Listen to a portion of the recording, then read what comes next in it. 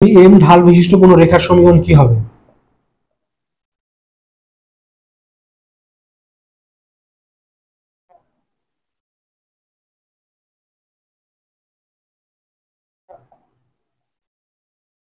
y equal to mx plus c।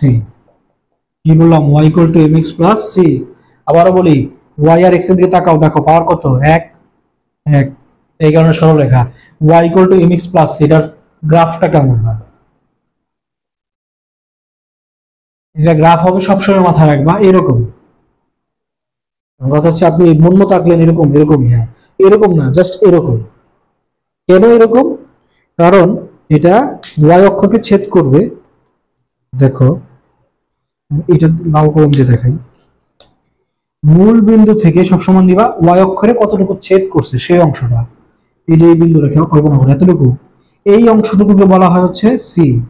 এই যে দেখো সি পাইছো না? এই সিটা হচ্ছে y অক্ষের খণ্ডিতাংশ।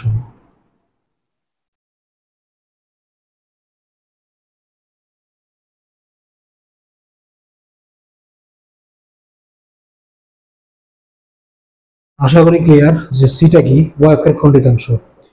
এবার যদি তোমার সি না থাকে, সি না থাকে মানে কি, y অক্ষের খণ্ডিতাংশ না থাকে, y অক্ষের খণ্ডিতাংশ না থাকে মানে এটা আবার কেমন কথা হলো? এটা হচ্ছে এরকম, মনে করো যে আমি মূল বিন্দুতে কোনো রেখা গেছি, তাহলে সেই রেখার সমীকরণ কি হবে? সি বাদ দিয়ে দাও, সি তো জিরো, কিন্তু y ইকুয়াল টু mx।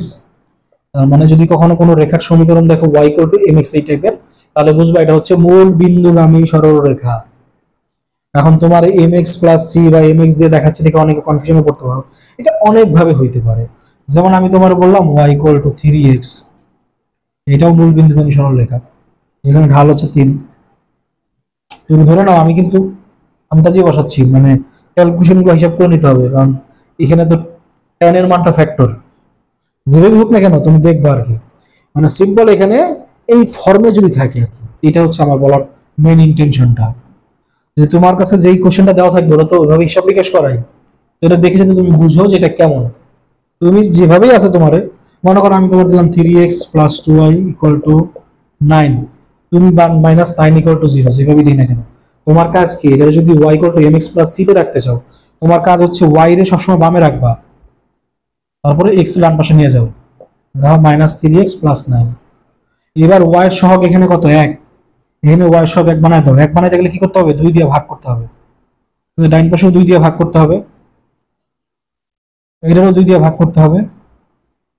তার মানে আমার কাছে যাই আছে আমি এটাকে এই ফরম্যাটে নিয়ে